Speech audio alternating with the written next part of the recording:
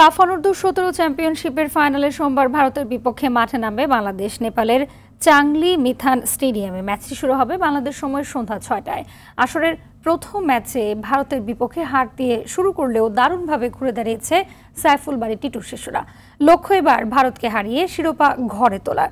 বিস্তারিত রাফি আমিনের রিপোর্টে।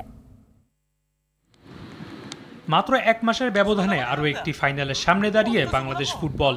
সুযোগ আরও একটি অধরা শিরোপা ঘরে তোলার। প্রতিপক্ষ সেই চিরচেনা ভারত। দক্ষিণ এশিয়ার বয়সভিত্তিক টুর্নামেন্টের অনূর্ধ্ব-15, 16 ও সবশেষ 20-এর শিরোপা জিতলেও লাল সবুজের ঝুলিতে নেই অনূর্ধ্ব-17 চ্যাম্পিয়নশিপের মুকুট।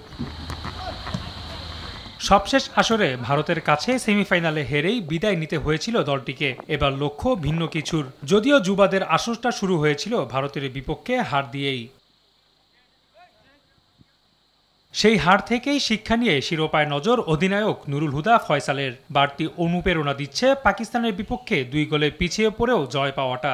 ফার্স্ট ম্যাচ আমরা ইন্ডিয়ার সাথেই লস করে আমরা এই টুর্নামেন্টটা শুরু করছি, বাট আবার মালদ্বীপ আবার পাকিস্তানের সাথে আমরা, তো সেক্ষেত্রে ওখানে যে লার্নটা করেছি আমরা, সেটা আমার মনে হয় ফাইনালে আমাদের অনেক সহযোগিতা করবে। টুর্নামেন্টের বর্তমান চ্যাম্পিয়ন ভারত। দলটি টেকনিক্যালি ও ট্যাকটিক্যালি এগিয়েও আছে বলে মনে করেন কোচ সাইফুল বারী টিটু। তবে নিজের দলের উপরও তার বিশ্বাস আছে। ভারত কঠিন প্রতিপক্ষ হলেও শিরোপায় নজর বাংলাদেশের।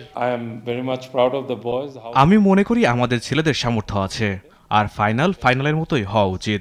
সবাই নিজেদের সেরাটা দিতে চাইবে। কোচরাও চাইবে প্রতিপক্ষের দুর্বলতার সুযোগ নিতে, শিরোপা জিততে। আমাদেরও একই লক্ষ্য, ট্রফি জেতা। আমরা জানি লক্ষ্য পূরণ কঠিন, বিশেষ করে ভারতের বিপক্ষে।